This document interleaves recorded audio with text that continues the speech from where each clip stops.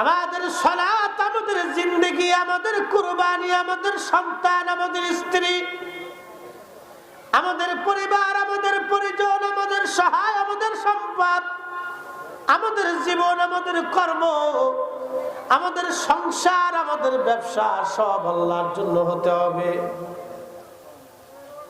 যখন আল্লাহর জন্য হবে তখন এটা আল্লাহর দরবারে মঞ্জুর হবে, হিসাব আল্লাহর দরবারে হবে না। রহিমানগরের মুসলমান, পরবর্তী তাফসীর আসতেছি, একটু মনোযোগ দিয়ে শুনে যান।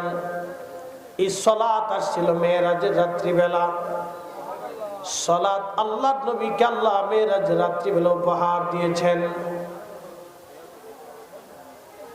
জন্ম নেন আশাকাতিল আর ওয়াদাত বিনুরিকাল উফুক, আপনার নূরের আলোতে সারা পৃথিবী নূরে নূরান্বিত হয়ে একবারে নূরের আলোতে উদ্ভাসিত হয়েছিল।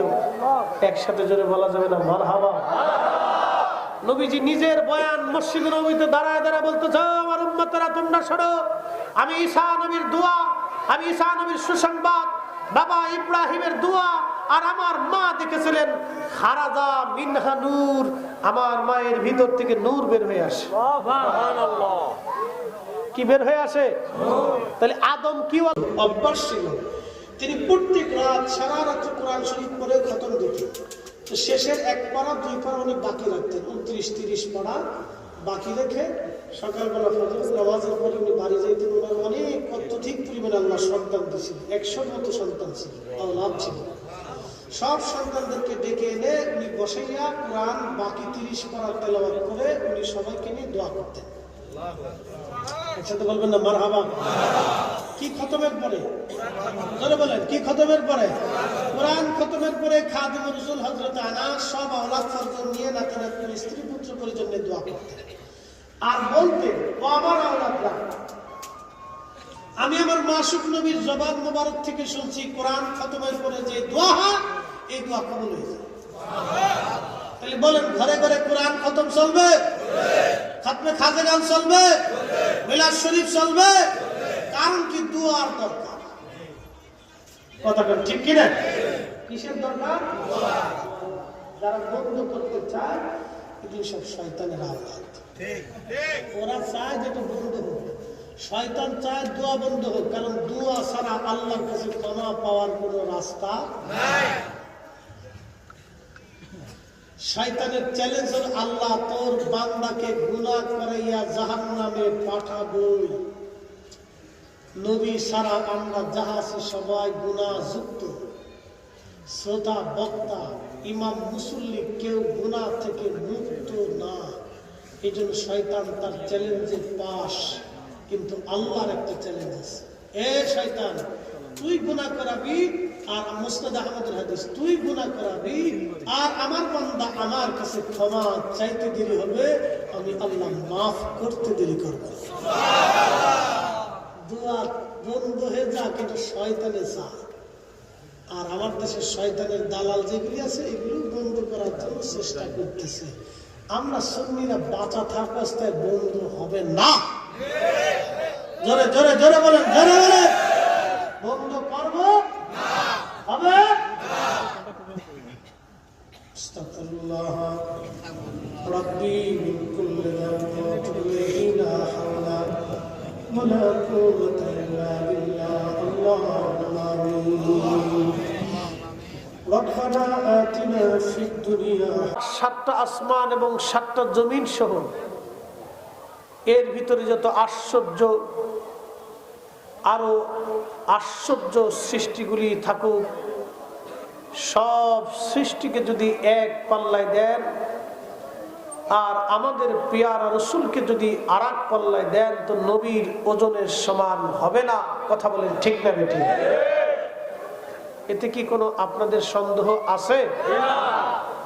থাকতে পারে? কখনোই না। কারো অন্তরে যদি সন্দেহ থাকে তাহলে বুঝতে হবে তার ইমানের ভিতরে ব্যাধি ঢুকছে। কথা ঠিক কিনা? আমি আগেই বলছি, দুরারোগ্য এক মহাব্যাধিতে আক্রান্ত। দুরারোগ্য এক মহাব্যাধি, যেই ব্যাধি সহজে কোনো ঔষধে সারে না। এই একটা দুরারোগ্য ব্যাধির নাম ক্যান্সার, যার কোনো অ্যান্সার নাই।